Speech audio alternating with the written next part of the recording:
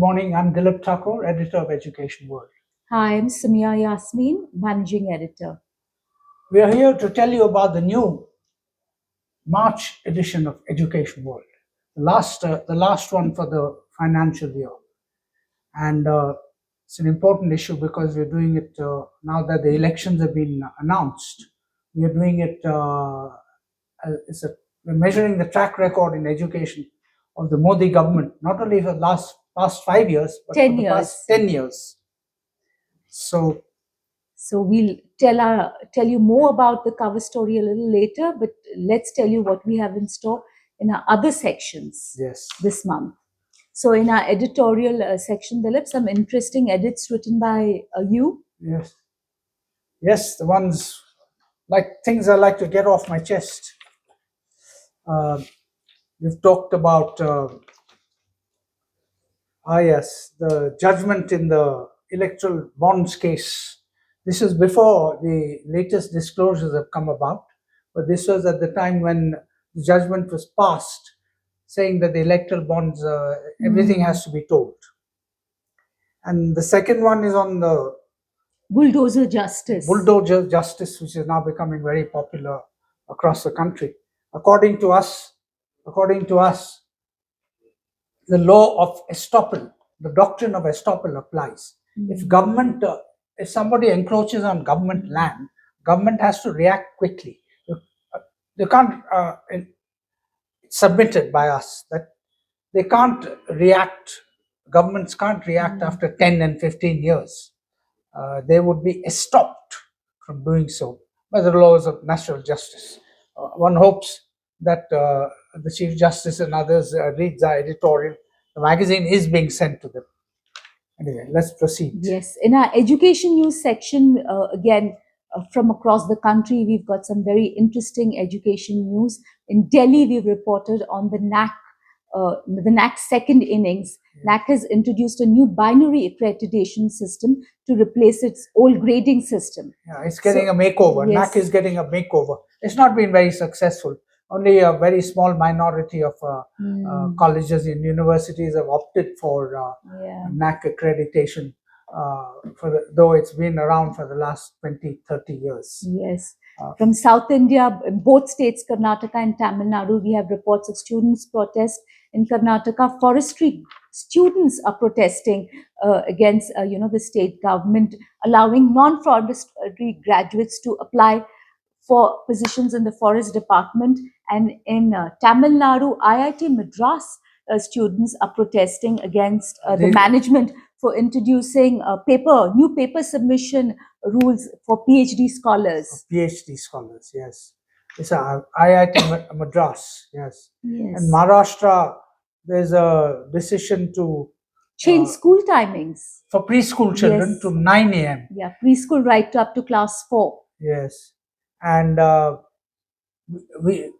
it's been argued by our correspondent that perhaps that's not such a good thing. Yes, because it clashed with this, parents' office timings. Yes. Yeah. And in Madhya Pradesh, we are running perhaps our first story from there. It's on ASER, that's the Annual Status of Education Report, with particular reference to Madhya Pradesh. And West Bengal is the usual Miss Banerjee and her troubles with the education sector. Yes. Our education note section, we recommend you read that because it gives news from, far-flung states, for instance, of the Northeast, Odisha, Gujarat, Tamil Nadu, etc. Yes. And in the Young Achievers section, some extraordinary young achievers. One in the equestrian sports and the other one in quite amazing, a man who can build very large structures with using playing cards. Using playing cards. Playing cards. Yeah. In our expert comment, we've had R.N. Bhaskar, who used to be a former consulting editor of Business India and a prominent blogger. He talks about India's poor human capital development record. And this is on the eve of the new human HDI index published by UNDP just a few days ago. Yeah. Indeed. Don't we want to talk about Lestro's? There's a company, Rakesh Gupta runs a company, education consulting company out of Hyderabad, and he has made a selection and submitted a collection of extraordinary women education leaders. He's profiled them. He has done it, not us. So we come to our cover story now, where on the eve of the election, general election, the dates have been announced. We're going to be held in 7 phases over April and May. And what we've done in this, special cover story is that we have assessed the track record of the Modi government in education, starting from early childhood, primary, secondary, skills and higher education. We've done a performance review.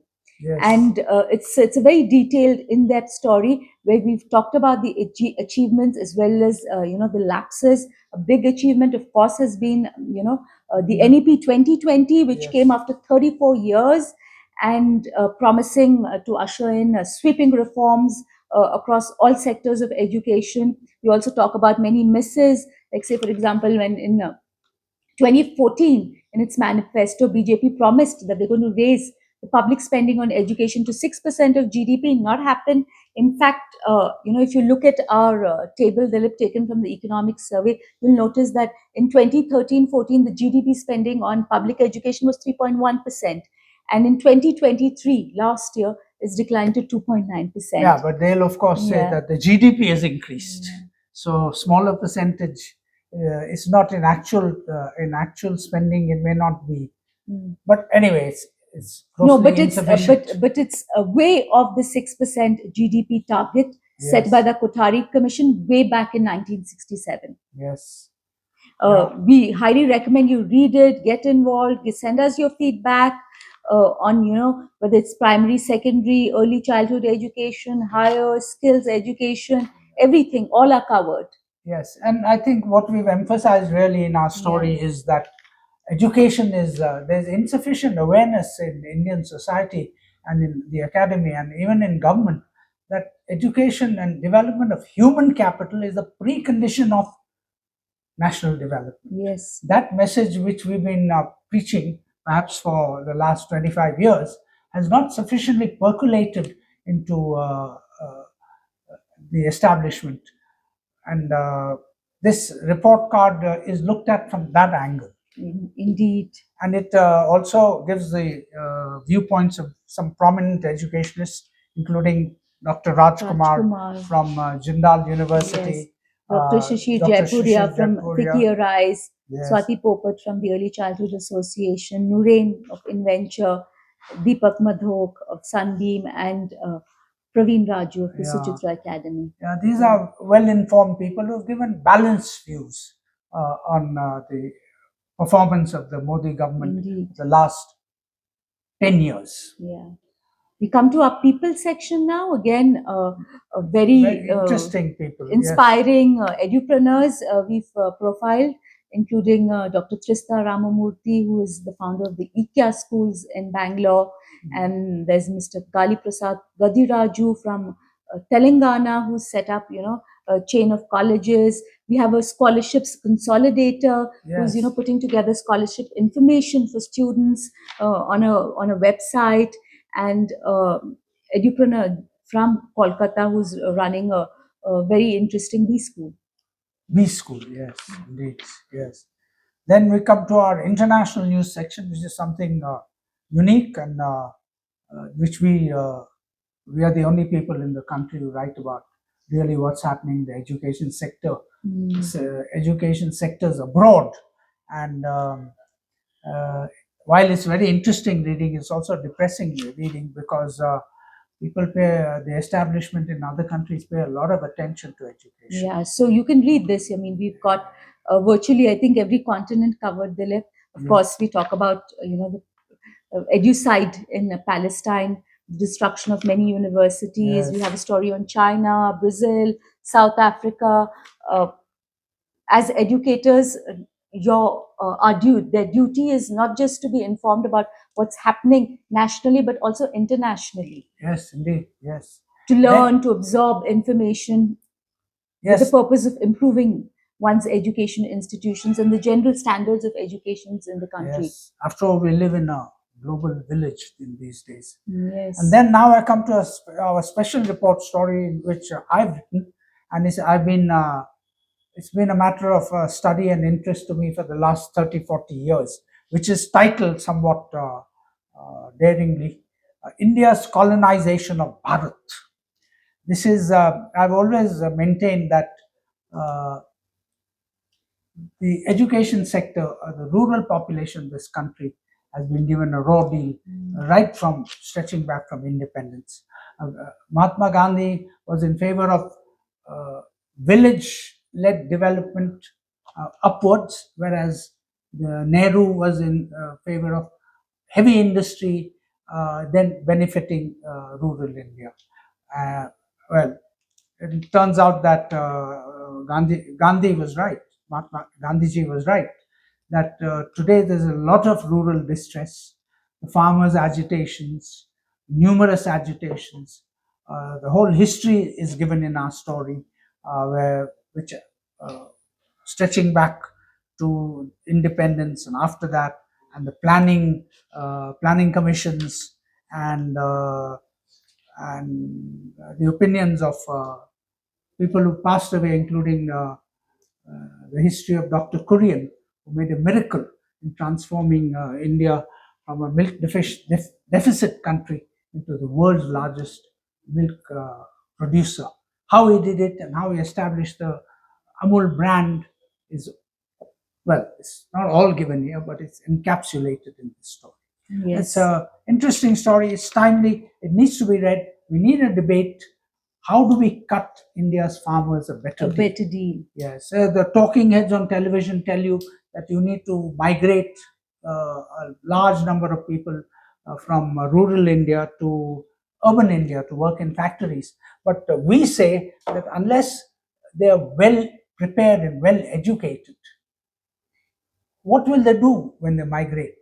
They will merely become migrant labor, and and live miserable lives, trade miserable lives in villages for miserable lives in urban India. Yes. And also, I believe that it's very important not that this migration is not so necessary as raising yields and productivity in rural India. Indeed. So farmers' incomes rise, Yeah. and to remove all roadblocks for agricultural producers so that they can sell in global markets and get good prices, remunerative prices for rural produce, which was what my late friend Sharit Joshi had a single point, the founder of the Shetkari Singhana, single point agenda, remunerative prices for farmers. And all this is given here. Yeah, it was very interesting to write. Write. Yeah, it was also very interesting to read, Dilip. And what I like about your story is, of course, when you're making such a strong case for farmers to get a better deal, but also through the story, there's a a subtle text which runs through that denial of high quality education in rural India is responsible for a lot of the mess you're writing about. Yes, mother of all ills. So the story also makes a very strong case for provision of high quality education in rural India, in our rural schools. Yes, indeed. Yes, that was the main point, actually, the foundation of my story. Yeah. And before we go on to our book review section, we've got a very interesting teacher to teach here. Essay written by Lena Asher, who is the former founder of the Kangaroo Kids and a early childhood education pioneer. She talks about a very interesting new pedagogy called conscious learning. So conscious learning prepares students to develop deep awareness of their own thoughts, emotions, and actions, and then recalibrate themselves to learn and develop themselves. Yes. It's a very interesting essay. Read it and perhaps begin a debate on this new pedagogy. Yes. In the books section, wonderful book, Smoke and Ashes by Amitav Ghosh, where he talks about the history of the opium trade, and particularly how opium was mass exported from India to China, and with huge debilitating effects. The British, of course, were behind it. and that perhaps also accounts for some of the animosity the Chinese have towards India to this day. Yes. Yeah. And our second book review also is very interesting, Dilip, The Viceroy's Artist. Hmm. You know, Written by Professor Jayati Gupta of Presidency College, where she talks about a man who mixes fiction with yeah, fact, it's with a history. travelogue, with, Yeah, you know, travelogue. quite an interesting travelogue, Yes. and how it captures the Travelogue in ancient India. I mean, 19th century 19th India. century. Yes. Yeah. Then, of course, our most read page, postscript, and which we talk about the Karnataka government's latest ruling that all shops and establishments have to write the name, they mandatorily write their names in the Local Kannada, the language. local the state language. Then there's a tribute to Nani Palkhiwala, great lawyer, because of the encomiums that Fali Nariman received recently. And also an interesting story on resurgent ethnicity, confidence. Yes, for the first time ever, you know, the sales of fairness creams in India, you know, fell down. Yes. Yes. Yes, So that's indeed. Education World. The March issue. Yes. Please read it. Read it and get back to us. Let's start a debate. I'm disappointed that we have never really been able to spark a debate on a wider debate on education. It's merely confined to people in education, Yeah. in the academy, but not in the policy space, and certainly not in society. Yes, yes, indeed. But before we go, as always, what we've got in store in Parents World for you. So our March cover story is again on a very timely and Perhaps scary. divisive, scary topic, which is parenting in the new AI age. AI is like the biggest disruptor, is changing the way we live, work, learn, everything. So it is also see change in parenting, because AI, we're saying that how you can Children have started using yes, it, right, yes, in a big way. yeah. Right? So we're telling parents what the upsides are, what the downsides are, how you need to guide your children to use AI responsibly. Yes, and several other stories in Parents World. So, well, that's it for this month. Get Thank- back to us. Let's create a debate, as I said, and we hope you'll join us in our crusade to make education the number one item on the national agenda. Thank you.